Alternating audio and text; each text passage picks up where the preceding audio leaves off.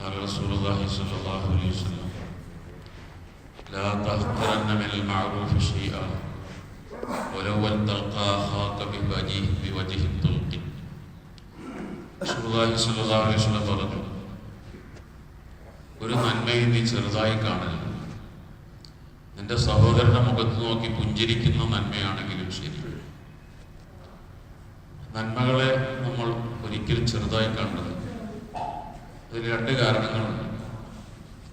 ഒന്ന്, നമുക്ക് അല്ലാഹു ഒരു നന്മ ചെയ്യാൻ അവസരം കിട്ടിയിട്ട് നമ്മൾ ചെയ്തില്ലെങ്കിൽ ഒരുപക്ഷെ പിന്നെ അവസരം കിട്ടിക്കൊള്ളുന്നില്ല. അതുകൊണ്ട് നന്മ ചെയ്യാൻ കിട്ടുന്ന അവസരം, അത് ചെറിയ നന്മയാണെങ്കിലും അത് അപ്പൊക്കെ ചെയ്യണം, അത് പിന്നെ അവധിക്ക് വെക്കരുത്. നമ്മൾ പള്ളിയിൽ നിന്ന് ഇറങ്ങിയ ഒരാൾ എന്തെങ്കിലും ചോദിച്ചു, നമ്മൾ കൊടുക്കാൻ കഴിഞ്ഞില്ല, ഒരുപക്ഷെ പിന്നെ നമുക്ക് അങ്ങോട്ട് ഇറങ്ങുമ്പോൾ നമ്മുടെ ആയുസ് അവസാനിച്ചെന്നിരിക്കും.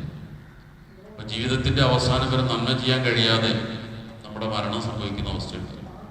നന്മ ചെറുതായിരിക്കാം, പക്ഷെ അതിന് അവസരം ഉണ്ടായിക്കൊള്ളുന്നില്ല. നമ്മുടെ ആയുസ് നമുക്കറിയില്ല. ഒരു സഹോദരന്റെ മുഖത്ത് നോക്കി പുഞ്ചിരിക്കുന്ന നന്മയാണെങ്കിൽ അതിന് അവസരം കിട്ടുമ്പോൾ ചെയ്തേക്കണം, അത് പിന്നെ ആകട്ടെ എന്ന് വിചാരിക്കരുത്. കാരണം നമ്മുടെ ആയുസ് ഗ്യാരണ്ടി ഇല്ലാത്തതാണ്.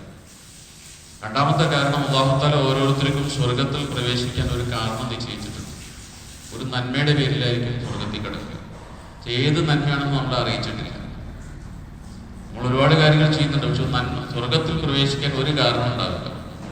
ബിലാൽ റളിയല്ലാഹു അൻഹുവിന്റെ വിശ്വാസം പറഞ്ഞു, സ്വർഗത്തിൽ ഞാൻ ചെന്നപ്പോൾ ബിലാലെ, എന്റെ മുന്നിലൂടെ നീ നടക്കുന്നത് എന്റെ ശബ്ദം ഞാൻ കേട്ടു, നീ എന്താ നന്മ ചെയ്യുന്നതെന്ന് ചോദിച്ചു. അപ്പൊ ബിലാൽ റളിയല്ലാഹു അൻഹു പറഞ്ഞത്, ഞാൻ എപ്പോഴും ഒളു എടുത്ത് കഴിഞ്ഞാൽ രണ്ടരക്കാത്ത സുന്നത്ത് നിസ്കരിക്കാറുണ്ട്.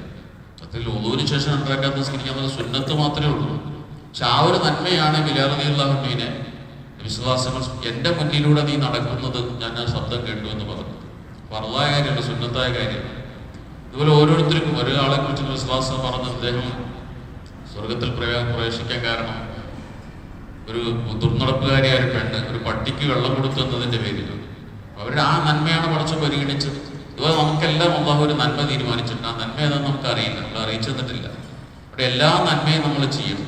ചെറുതും വലുതുമായ നന്മകൾക്ക് കിട്ടുന്ന അവസരം ഒരിക്കലും നമ്മൾ പാഴാക്കരുത്. ഇതുപോലെ തന്നെയാണ് തിന്മയുടെ കാര്യം. ഒരു തിന്മയ്ക്ക് അവസരം കിട്ടുമ്പോൾ ചെറിയ തിന്മയാണെങ്കിലും ചെയ്യരുത്. തിന്മ ചെറുതെന്ന് അല്ല നോക്കേണ്ടത്, ആരോട് ചെയ്യുന്നത് പടച്ചോനോടല്ല.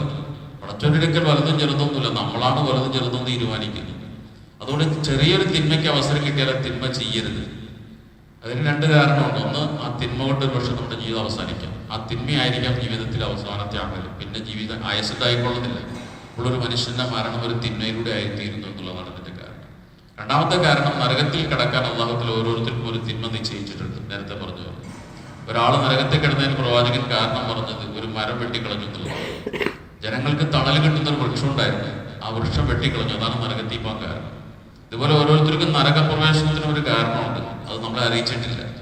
ഒരു തിന്മയും നമ്മൾ ചെയ്യരുത്. ആ തിന്മ ഒരുപക്ഷെ നമ്മളെ നരകത്തിൽ പ്രവേശിക്കാൻ കാരണമായി തീരും. അതുകൊണ്ട് ഈ കാര്യങ്ങൾ നമ്മൾ മനസ്സിലാക്കുക, നന്മയുടെ അവസരങ്ങൾ പാഴാക്കാതെയും തിന്മയുടെ അവസരങ്ങൾ ഉപയോഗപ്പെടുത്താതെയും നമ്മൾ ജീവിക്കുക. അല്ലാഹു അനുഗ്രഹിക്കുമാറാകട്ടെ. വാഹിറു ദഅ്വതി